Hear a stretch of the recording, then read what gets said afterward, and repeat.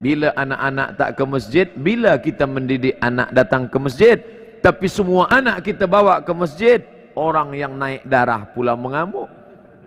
Hilang kaji bahagia malam ni. Oleh sebab itu jalan tengahnya adalah maka kita bawa anak yang mumayyiz, letakkan dalam satu saf di belakang, ada satu orang menjaga, maka insya-Allah selamatlah anak kita dan ibadah orang tuanya pula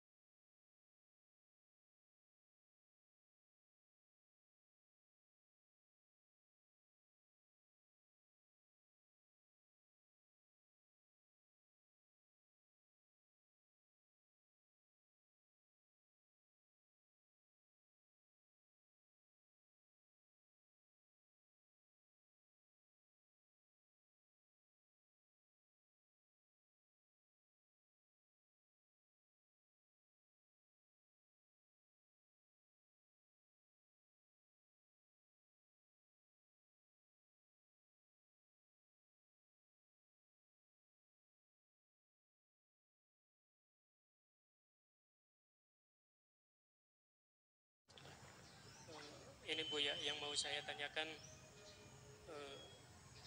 berkenaan dengan sholat berjamaah. Kami kadang berjamaah kan di musola ya, musola kecil. Kadang kami ya tidak istilahnya mengoreksi. Kadang kalau melihat anak-anak kecil atau yang agak gede kemudian kurang lurus ataupun sholat selalu mendahului, itu sikap kita itu gimana Bu ya? Kurang lebihnya mohon maaf. Assalamualaikum warahmatullahi wabarakatuh. Yang pertama, anak kecil ya.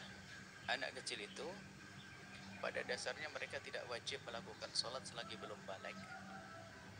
Tapi wajib bagi wali, orang tua, guru, pengayom untuk mengajari mereka sholat di saat mereka sudah mulai usia 7 tahun. Muru awladakum bis sholati wa hum abna'u sab'in. Ajari mereka sholat di saat mereka umur 7 tahun. Maka memang sholat bagi anak kecil kita belum wajib, tapi bapak ibunya yang tidak mengajari dosa bapak ibu tersebut. Maka harus kita ajari mereka sholat. Senangkan mereka kepada sholat.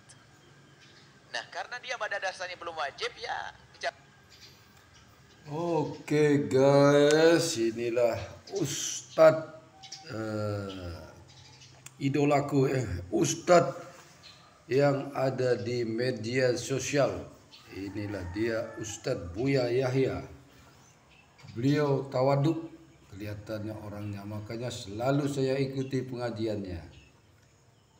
Ada 3 Ustadz idola saya, berapa ya? Ada Adi Hidayat, Ustadz Somad. Itu menurut saya itu tawaduk orangnya.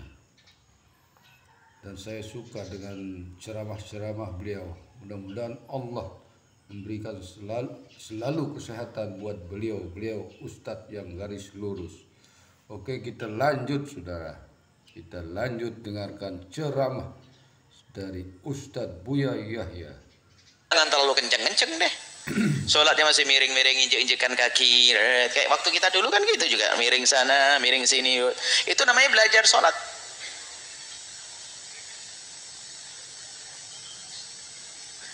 Memang Nabi pernah mengatakan, janibu sibyana an masajidikum, atau kama qala Rasul, jauhkanlah anak kecil dari masjidmu kalau anak kecil memang tidak bisa diarahkan. Tapi kalau sudah mulai tamyiz, berakal, bisa dikasih tahu jangan dan tidak, boleh kita bawa ke masjid, kita hadirkan ke masjid. Kalau lihat aturan barisan dalam shop itu memang begini, laki-laki dewasa, anak kecil baru perempuan. Cuman ini kayaknya harus rubah, karena Nabi tidak membatasi. Yang penting liyaliyani ulul ahlami minkum. Yang di belakangku harus orang dewasa, di belakang Nabi saja. Di kiri kanannya bebas. Maka hendaknya kayaknya tidak lagi laki-laki jajar kemudian anak-anak kecil bareng. Kalau anak-anak kecil itu sudah kompak dalam rame-rame bersama.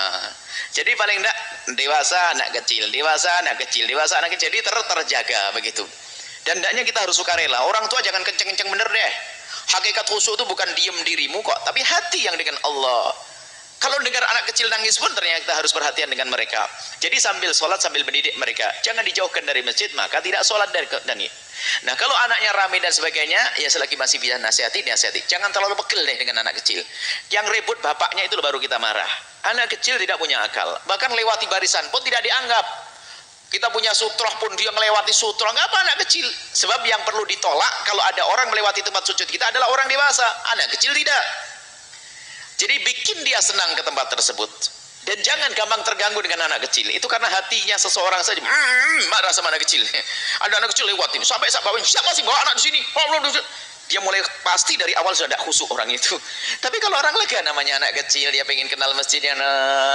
Kadang-kadang surban saya diambil, ditarik, anak kecil bagus. Anak kecil saudara, ada yang lihat cincin dipegang-pegang. Ada, oh bagus kan apa-apa anak kecil.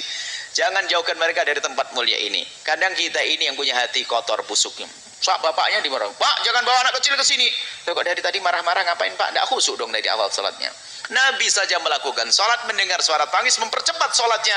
Kasihan ibu-ibu takut tidak khusyuk. Nyamanlah engkau dengan Allah Subhanahu Wa Taala. Jangan merasa terganggu dengan anak kecil.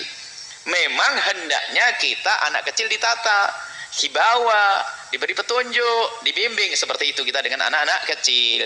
Jadi seperti itu ya, upayakan, jangan dijauhkan. Oke saudara, kita ngaji sedikit-sedikit ya. siraman rohani.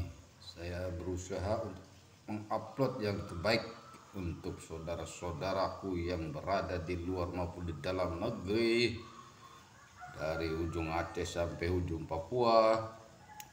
Assalamualaikum. Oke, finish.